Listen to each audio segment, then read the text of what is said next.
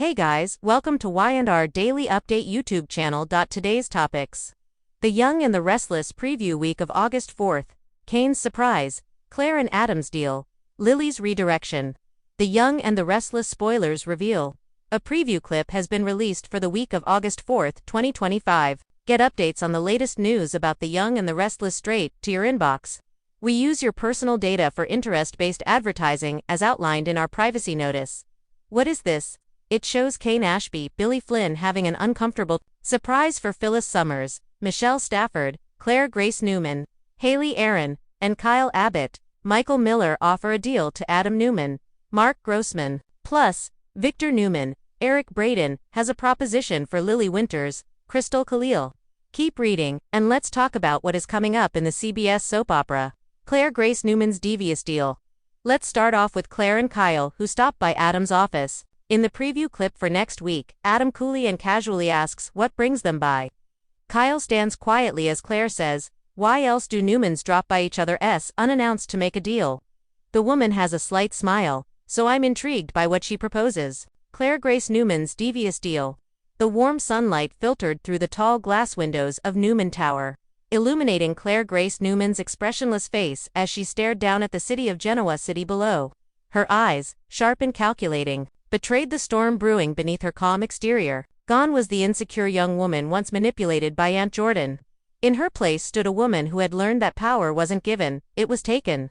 Claire had always known her name carried weight. A Newman by blood and a Grace by history. She was the product of two legacies, one steeped in ruthless ambition, the other marred by dark manipulation, and today, Claire would forge a new legacy of her own. One that would send shockwaves through the Newman empire and leave Genoa city reeling. It began, subtly. A private lunch meeting at Society with a figure no one expected her to associate with Audra Charles. They sat in a secluded booth, whispers hidden beneath the clink of champagne glasses. Victor Newman had warned Claire about Audra. Nikki had begged her to stay away, but Claire had no interest in playing by their rules anymore. "I know what you want, Audra," Claire said, sipping her sparkling water. "You want power? You want to run Newman Media without anyone questioning your authority." Audra narrowed her eyes, intrigued but cautious. "And what do you want, Claire?" "A front row seat to the destruction of your family's company." Claire leaned forward, her voice a soft, venomous whisper. "I want my birthright, but I don't need Victor to hand it to me. I'll earn it, and you're going to help me." The proposal was simple, on paper. Claire would feed Audra inside information from the Newman family meetings and operations. In exchange, Audra would publicly back Claire's rebranding campaign, which would position her as a modern, dynamic face of Newman Enterprises to the board, press, and public. They would work in secret, manipulating outcomes behind the scenes. No one would suspect Claire yet. Audra, amused by the boldness of Victor's reformed granddaughter, agreed.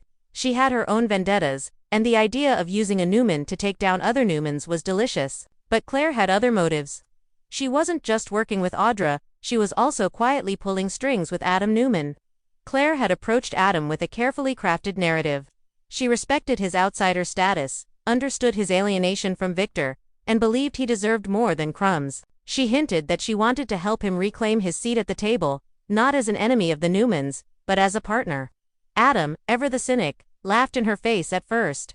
But as Claire spoke, her words planting seeds of doubt and ambition, Adam began to listen. "Let me guess," Adam said, swirling a glass of bourbon at the bar at Glam Club. "You want to unite the misfits? Me, Audra, maybe even Sally if you're feeling wild. You think we'll all play nice and sing Kumbaya?" "No," Claire replied evenly. "I think we'll each get what we want, but I'll be the one guiding the ship." Adam smirked. "You're definitely a Newman." What Adam didn't know was that Claire had zero intention of letting him gain power. She was using him to distract Victoria, her mother, by encouraging whispers of a new Adam division within Newman Media, while Victoria investigated, deflected, and fought back. Claire would be tightening her grip on the board and aligning with unexpected allies. And she'd already begun. Claire had spent weeks charming Victor's boardroom cronies. She played the beautiful granddaughter in public, the forward-thinking innovator behind closed doors. She unveiled a sleek new branding campaign, Newman Tomorrow, which promised corporate responsibility, AI investment, and a bold international expansion. Investors were impressed. Social media buzzed. Even Nate Hastings was intrigued. You're doing something different, Claire, he told her after a meeting. Victoria won't like it, but you've got momentum. I'm not trying to replace Victoria, Claire lied. I'm just trying to help the family grow. Privately, Victoria was seething. She didn't trust Claire's sudden surge in confidence. She confronted her daughter in the boardroom. I know what you're doing, Victoria said, her voice low and sharp. You think if you play both sides, no one will notice. But I do. Claire didn't flinch. You taught me to fight for what I want. I guess I was paying attention. I'll shut you down before you can do any real damage. Claire's eyes gleamed. You're too late, Mom. Across town, Audra was stirring her own pot. She suddenly leaked news of Claire's involvement in a new AI partnership with a controversial tech firm, a firm that had ties to an old rival of the Newman. The media exploded. Victor called an emergency meeting. Nikki tried to shield Claire, but the firestorm was too large. Yet Claire didn't retreat. Instead, she went on the offensive. She held a surprise press conference, standing before a banner of Newman tomorrow, and laid out her entire vision, framing the partnership as bold, necessary, and future-focused. To lead, Claire said into the cameras, is to take risks. And I will not apologize for refusing to live in the shadow of the past. Her speech went viral. The board voted to give her a trial seat on the executive team over Victoria's objections. Adam, shocked, watched as Claire became the new rising star. But the deal that changed everything was the one she made with Lily Winters. Lily was looking to expand Chancellor Winters into new markets. Claire offered her a stake in Newman tomorrow, private, discreet, and heavily profitable. In return, Lily gave Claire access to Chancellor Winters' European distribution network and its cutting-edge marketing division. The two women shook hands in a hotel suite in Paris, away from the prying eyes of Genoa City. You're dangerous, Lily said with admiration. You're not the scared girl you used to be. I never was, Claire replied. I just didn't know how to use the darkness. Claire returned to Genoa City and walked straight into a Newman family dinner that erupted into chaos. Victor slammed his glass on the table. What the hell do you think you're doing, Claire? I'm building something, Claire said coolly. Something that doesn't need your approval. You've been scheming with Audra, with Adam. Now, Lily, you're tearing this family apart. No, Claire said, rising. I'm saving it from stagnation from you. Nick tried to calm the tension, but it was too late. Claire had declared her independence. Then came the final blow. Claire held a closed-door meeting with Newman's legal counsel and revealed that she had secured proxy votes from several minority shareholders. It was enough to trigger a leadership vote, a vote that could oust Victoria as co-CEO and place Claire in the seat of power. Victoria, blindsided, stormed into Claire's office. You've been planning this all along. You're no better than Adam. No, Claire said, standing firm. I'm smarter than him, and I learned from the best. The vote was scheduled. News outlets couldn't get enough of it. Newman blood feud explodes. Claire graced Newman's shocking power play. But Claire wasn't finished. She had one last card to play. Her own personal press interview with GC Buzz. In it, she exposed the psychological trauma she suffered from Jordan's manipulations, the isolation she felt growing up, and how the Newman family had tried to rehabilitate her without truly listening. I don't want sympathy, she told the camera. I want change, and I'm not afraid to fight for it. Public opinion shifted dramatically in her favor. Even Sharon Roselles, who had once been wary of Claire, publicly defended her growth. On the day of the vote, the boardroom was tense. Claire sat across from Victoria, her expression unreadable. The vote was counted. Claire won by 1 vote. Victoria stood frozen as the board applauded Claire's assent. Victor didn't speak. Nikki wept quietly. Adam simply smiled, whispering, "Told you she was a Newman." In the days that followed, Claire moved swiftly. She restructured the media division, brought Lily in as a strategic advisor, and demoted Audra, silencing her ally before she became a threat. Adam was sent to London to oversee a new division, effectively exiled. Victoria was offered a ceremonial role. She declined. Claire, now seated at the head of the Newman boardroom, stared out the window again. But this time, the city didn't look so distant. She had made her devious deal, and she had won. But at what cost? As her phone buzzed with a new text from an unknown number. "Yo, forgot, who created you? Jay." Claire's smile faltered for just a second. Jordan was still out there, and Claire's rise had just begun. Lily Winters redirected. Next, Victor will try to come up with a battle plan regarding Cain. The patriarch has already united his family. Next, he has a chat with Lily and Devin Winters, Brighton James. As Devin sits quietly on the couch, Victor asks if Lily is aware that Cain has returned to Genoa City. What is this? Lily is and says she was just talking to Devin about the situation. The businesswoman then declares she is going to steer clear of him. However, Victor suggests that Lily do the exact opposite. Oh, I don't like where this is going. Y&R Lily Winters redirected. Lily Winters stood at the towering glass windows of Chancellor Winters, her arms folded as she watched the clouds drift over Genoa City. The sleek, modern office she once viewed as the pinnacle of her career now felt more like a cage. The whispers in the hallways had grown louder lately. The boardroom conversations colder. Something was changing, and Lily felt it deep in her bones. But the truth was, the change wasn't just around her. It was within her. After years of steering Chancellor Winters alongside Devin Hamilton and navigating the volatile dynamics of mergers, family loyalty, and personal betrayals, Lily had reached a crossroads. Her breakup with Billy Abbott still lingered like a bruise beneath the surface. But it wasn't just about him. Lily had sacrificed too much of herself to prop up everyone else's vision. Devin's music division, Jill's legacy, Billy's redemption, even Daniel's gaming dreams. And where had that left her? The answer came in the form of a surprising phone call. Claire Grace Newman. Lily, I have a proposal, Claire had said, her tone crisp and direct. And I think you'll find it more liberating than anything you've been offered at Chancellor Winters. Lily raised an eyebrow as she listened. Claire was the granddaughter of Victor Newman, a name synonymous with manipulation. But this new steelier Claire had emerged with ambition that didn't ask for permission. She proposed an alliance, not a merger, not an acquisition, a partnership, equal stakes. A new digital venture that combined Newman's tech infrastructure with Chancellor Winters' creative force. At first, Lily thought it was madness, but as the days passed, her restlessness grew. The endless infighting between Nate and Devin, Jill's pressure to expand into markets Lily didn't believe in, the disillusionment in her team, and most of all, the aching need to build something that wasn't just a legacy, it was hers. So, she took the meeting. At a quiet French bistro downtown, away from the corporate sharks and media spies, Lily and Claire sat across from each other. You're bold, Lily said, stirring her coffee. I'll give you that. Claire smiled. I think we're alike. You've been boxed in. You've been expected to follow, but you were meant to lead on your terms. And what do you get out of this freedom? Claire replied. From my family's suffocating shadow. From playing the obedient daughter. Together we build something from scratch. Something that isn't Newman and isn't Chancellor Winters. Lily didn't answer immediately, but Claire's words stayed with her. A week later, Lily walked into the Chancellor Winters boardroom and shocked everyone. I'm taking a sabbatical, she announced. Devin blinked. Wait, what? Now I need time, she said. To pursue a venture, I believe in something personal.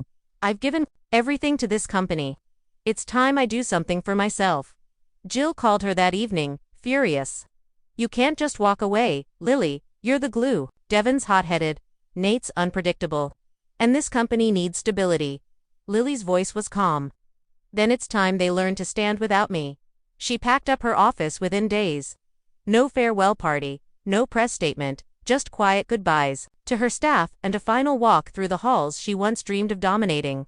But her new chapter was already unfolding. Lily and Claire launched Lucent, a revolutionary content and tech hybrid platform aimed at young creators, entrepreneurs, and digital storytellers. It wasn't just another media venture. It was an ecosystem, a place for fresh voices, minority creatives, and overlooked tech innovators to thrive without corporate gatekeeping. They rented out a loft downtown and built their headquarters from scratch. No boardroom egos, no marble statues of past CEOs, just energy, innovation, and grit. Claire handled the venture capital and infrastructure while Lily shaped the creative direction. Together, they were unstoppable. But success brought attention. Victor Newman quickly caught wind of Claire's maneuvering and summoned her back to the ranch. You're squandering your future, he growled. You don't walk away from Newman. I'm not walking away, Claire said. I'm building something you could never envision. Victor's fury grew when he learned Lily was involved. She's manipulating you, he warned. She used you for her own gain. No, Claire said softly. She's the only person who's ever treated me like a partner. Not a pawn. Meanwhile, Chancellor Winters began to flounder without Lily's stabilizing presence. Devin clashed with Nate over hiring choices. Jill panicked as their international expansion faltered. Investors grew wary. Rumors swirled that Lily might be poached by another firm, or worse, create a direct competitor. Daniel Romalotti reached out with concern. "Lily, this doesn't feel like you. You're not the type to bail." "I'm not bailing," she told him. "I'm choosing myself." For the first time in years, Lucent exploded in popularity. Creators flocked to the platform. Independent journalists, activist filmmakers, women in tech, artists from all over the globe. The site went viral after a campaign highlighting young innovators in underserved communities. VC money poured in. Claire and Lily were invited to speak at tech conferences. Forbes called them the duo disrupting digital power. Devin watched in stunned silence as Lily's face appeared on magazine covers and streaming interviews. He called her. "I didn't realize how much we leaned on you," he admitted. "I miss you, Lil. I miss you too," Lily said. "But this is who I need to be right now." Claire, despite her stoic image, began to soften around Lily. Their bond deepened beyond business. They became confident allies in a war neither of them had fully understood until they broke free from their family chains. One night, after a whirlwind investor pitch in New York, they shared wine on a rooftop. "You ever think we're in too deep?" Claire asked. "All the time," Lily replied with a smirk. "But I've never felt more alive." But storms were brewing. Audra Charles, stung from being sidelined by Claire, began investigating Lucent. She leaked confidential startup plans to the press, hoping to tarnish their rising image. A scandal erupted around a security breach in Lucent's early tech beta. Headlines questioned their leadership. Claire blamed herself. "I was careless." Lily stood firm. "We'll fix this." Together, they held a press conference, took responsibility, hired a cybersecurity expert, and rolled out an updated platform. Within a month, their transparency won over critics. Their numbers rebounded. Their enemies, frustrated, regrouped. And then came the call from Jill. "I want you back." Jill said, "You've made your point. Come home." Lily didn't hesitate. "Lucent is my home."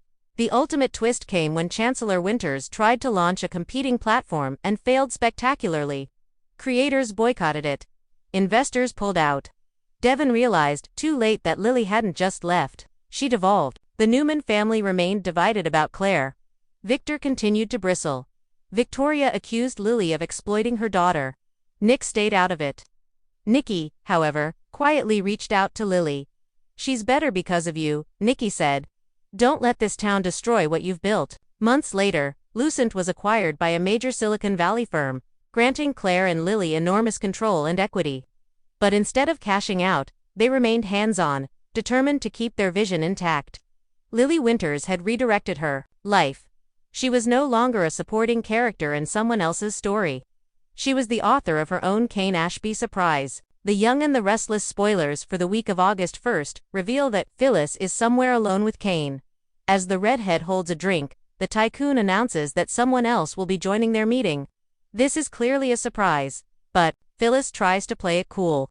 Red tells Cain, "Well, they must be a heavy hitter if you're letting them into your business world." Wow, she can really lay it on a bit too thick, can't she?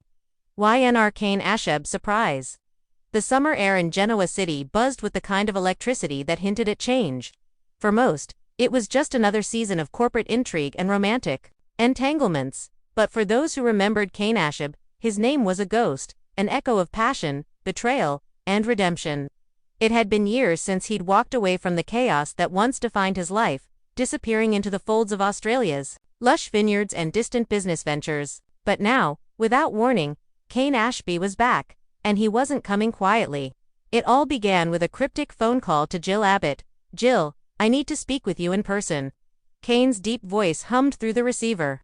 Jill sat upright in her leather chair at Chancellor Winters, startled but intrigued. She hadn't heard from her former son-in-law in years. He'd cut ties cleanly, leaving behind his past with Lily, Chancellor Industries, and all the heartbreak that had defined that chapter of his life. But his tone was urgent, too urgent to ignore.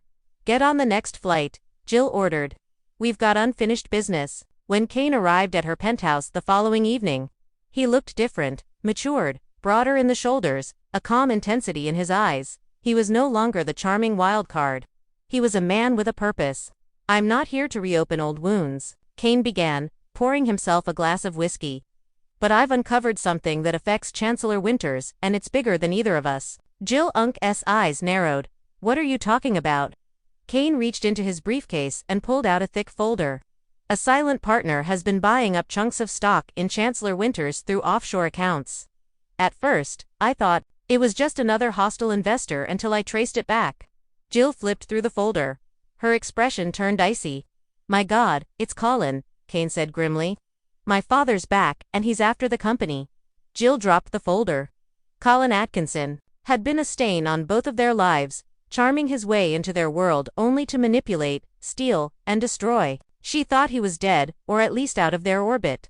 I can't believe this. After all these years, Jill muttered. I can, Cain said. And I came back to stop him. But Colin wasn't the only reason for Cain's return. At Society, Lily Winters was celebrating the launch of her latest education initiative with Devin and Abby. The event was elegant. The champagne flowing freely, the energy buzzing, and then he walked in. Lily's world tilted. She hadn't seen him since their divorce. There had been letters, the occasional update from Jill, but nothing prepared her for the sight of him in person. He looked stronger, wiser. And yet, when their eyes met, the air between them thickened with unspoken words and old emotion. What are you doing here? Lily asked, setting down her drink. Cain offered a soft smile. Business, and maybe a little unfinished personal business, too. The conversation was brief, cordial, but loaded. Devin kept a watchful eye from across the room. Abby, ever the empath, whispered to Lily. He looks like a man with something to say, but Lily wasn't ready. Not yet. The following week, Chancellor Winters began to unravel. Anonymous tips landed in journalists' inboxes, confidential financial data was leaked. Shareholders grew restless. Jill worked behind the scenes to stabilize the damage, while Devin grew increasingly suspicious of Cain's sudden reappearance. You expect me to believe you came back just to protect us? Devin asked, confronting Cain in the lobby. You've been gone for years. Why now? Because I care about this company, Cain said. And I care about Lily. I always have. Devin scoffed. That ship sailed. But Cain wasn't deterred. He began working discreetly with Jill and an old contact in the Australian government to freeze Colin's assets. Meanwhile, he hired private investigators to trace the money trails and pressure silent partners into revealing their allegiance. Piece by piece, the plot unraveled. Colin wasn't just trying to take over Chancellor Winters. He had orchestrated a fake green energy merger overseas, intending to use the company's good name to launder millions. And if he succeeded, Lily, Devin, and Jill would be left to clean up a mess that could destroy their reputations forever. But Cain had a surprise of his own. He had secretly recorded a video conversation with Colin months earlier. One where Colin arrogantly boasted about his plan, believing Cain was on board. Cain now had the evidence to expose everything. He presented the recording to the Chancellor Winters' boardroom in a closed-door meeting. The shock was palpable. Even Devin, who had been the most skeptical, had to admit Cain had saved them. You didn't have to come back, Devin said quietly afterward. No, Cain replied, but I wanted to. Later that night, Lily found Cain sitting on a bench in Chancellor Park beneath the same tree they had once shared during their happiest years. You never let go, she said, sitting beside him. No, Cain admitted. Because I never stopped loving you. Lily looked away. The past had scars. His lies, the trust broken. But this Cain was different, grounded, real, still flawed, but no longer lost. I don't know if I can go back, she said. I've come so far. I don't want to go back, Cain replied. I want to move forward with you if you'll have me. There was silence between them. Then Lily reached for his hand. We'll see. But Cain's surprises weren't finished. At a press conference arranged by Jill and Devin to restore public trust in the company, Cain stepped forward and made a stunning announcement. I've decided to stay in Genoa City. I've opened a new venture, Ashby Strategic, a private firm dedicated to protecting family businesses from corporate espionage and fraud. Too many people prey on legacies. I'm done watching from the sidelines. The media erupted. Chancellor Winters' stock stabilized, and within days, AFB Strategic received its first client, Hamilton Winters Global. Lily, now balancing her educational foundation and her reconnection with Cain, found herself pulled between the past and future, but no longer afraid. Cain had returned not for redemption but for purpose, and Genoa City was just beginning to realize that Cain Ashby's surprise was more than a comeback. It was a new beginning. Cain then opens the door to Billy Abbott, Jason Thompson. As the two men chat at the door, Phyllis looks nervous from afar. It's not clear if she can see who is at the door or not. In any case, things are about to get even more complicated. I'm not Phyllis's biggest fan, but I really hope Cain didn't use her just to betray her at the last minute. After all, she was the first one to declare that Cain didn't kill Dom and Cain. Jermaine Rivers. Which storyline are you looking forward to seeing the most during the week of August 4th, 2025? Share your thoughts in the comments section below. And this was just the beginning. The preview for the week of August 4th, 2025, on The Young and the Restless focuses on intense power struggles, surprising alliances, and personal redirections among key characters in Genoa City. Central to the drama is Claire Grace Newman's bold and strategic move to claim a leadership role within Newman Enterprises. Claire, no longer the insecure young woman she once was, forges a secret partnership with Audra Charles to reshape Newman Media, while simultaneously manipulating Adam Newman to distract her mother, Victoria. Claire's innovative Newman Tomorrow branding campaign, combined with her alliance with Lily Winters, who is redirecting her career away from Chancellor Winters, positions her as a rising star in the corporate world. Lily launches a groundbreaking joint venture with Claire called Lucent, a digital content and tech platform fostering creativity and diversity, marking her break from the stifling legacy of her family business. Meanwhile, Cain Ashby makes a dramatic return to Genoa City, surprising many by revealing a threat to Chancellor Winters posed by his estranged father, Colin Atkinson. Cain's comeback involves uncovering a hostile takeover plot involving offshore accounts and corporate espionage. His efforts to protect the company lead to a tense but hopeful reunion with Lily Winters, who remains conflicted about their past but open to a future. Cain also announces a new business, ASBS Strategic, focused on protecting family businesses from fraud and espionage, signaling his renewed commitment to Genoa City. As Claire consolidates power within Newman Enterprises, securing proxy votes to trigger a leadership vote against Victoria, and Lily embarks on a new independent path. The stage is set for escalating tensions among the Newman family and Chancellor Winters.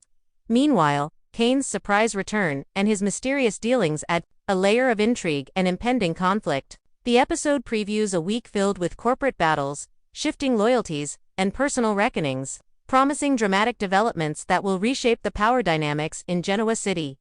Highlights: Claire Grace Newman orchestrates a devious plan to take control of Newman Enterprises through secret alliances and a bold rebranding campaign.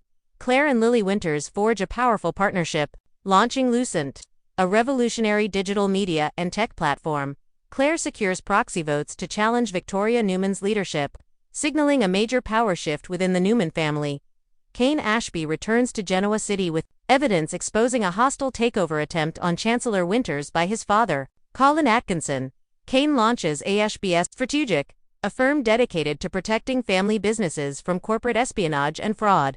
Lily Winters takes a sabbatical from Chancellor Winters to focus on her new venture, redefining her identity. Beyond family legacy, Chancellor Winters faces internal turmoil and investor uncertainty following Lily's departure and Cain's revelations. Key insights: Claire's transformation highlights the rise of ambition over legacy. Claire's character arc from a manipulated youth to a calculating power player underscores the theme that modern power is not inherited but aggressively seized. Her strategic use of alliances with Audra, Adam, and Lily reveals a sophisticated understanding of corporate politics and media influence. Claire's Newman Tomorrow campaign cleverly blends innovation with tradition, appealing to investors while destabilizing her rivals. This storyline captures the evolving nature of family businesses where the next generation must redefine legacy to survive. Lily's partnership with Claire signals a shift toward independent female leadership. Lily's decision to leave Chancellor Winters and co-found Lucent with Claire represents a significant character development, rather than continuing as a supporting figure within her family's company. Lily embraces entrepreneurship and modern digital culture, focusing on inclusion and innovation. This pivot reflects real-world trends where established executives seek to create platforms that empower underrepresented voices. The success and challenges of Lucent highlight the risks and rewards of breaking away from traditional institutions to build new legacies. Cain Ashby's return adds layers of corporate espionage and personal redemption. Cain's comeback is not just about rekindling old relationships, but about confronting deep-rooted threats to Chancellor Winters. His discovery of Colin Atkinson's covert attempts to seize control through offshore accounts and money laundering elevates the stakes for the Winters family. Cain's role as a protector and enforcer, coupled with his emotional complexity in reconnecting with Lily, adds tension between personal loyalty and business imperatives. This narrative explores how past betrayals and family secrets continue to impact present-day power struggles. The use of proxy votes and boardroom maneuvers reflects realistic corporate intrigue. Claire's acquisition of proxy votes to challenge Victoria's co-CEO position mirrors actual corporate takeover tactics, highlighting the realism behind the soap's dramatic events. The legal and strategic chess game within Newman Enterprises illustrates how leadership battles are often fought behind closed doors, with shareholders and board members playing pivotal roles. This element enriches the storyline by showing the multifaceted nature of power beyond mere family ties. Lucent's focus on emerging creators and tech innovation mirrors current media industry trends.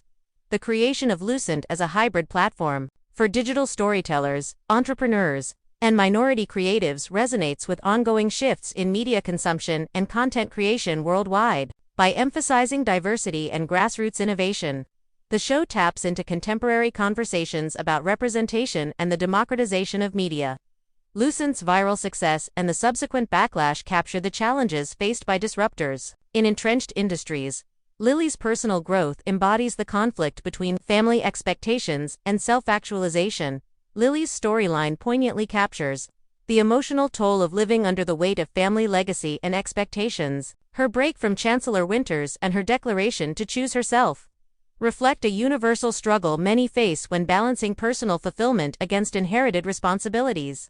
This adds emotional depth to the business drama, reminding viewers that behind every corporate move are individuals wrestling with identity and belonging. The brewing feuds among the Newmans and Winters signal long-term drama. The tensions between Claire and Victoria, Victor's disapproval, and Oda's retaliation set the stage for ongoing conflict within the Newman family. Similarly, the fallout from Cain's return and the destabilization of Chancellor Winters' promise extended story arcs involving loyalty, betrayal, and the fight for control. These interwoven narratives ensure a dynamic and suspenseful progression, maintaining audience engagement through layered character interactions and shifting alliances. In summary, The Young and the Restless preview for the week of August 4, 2025, delivers a multifaceted story combining corporate intrigue, personal transformation, and family drama, reflecting both timeless soap opera elements and contemporary themes of empowerment, innovation, and legacy.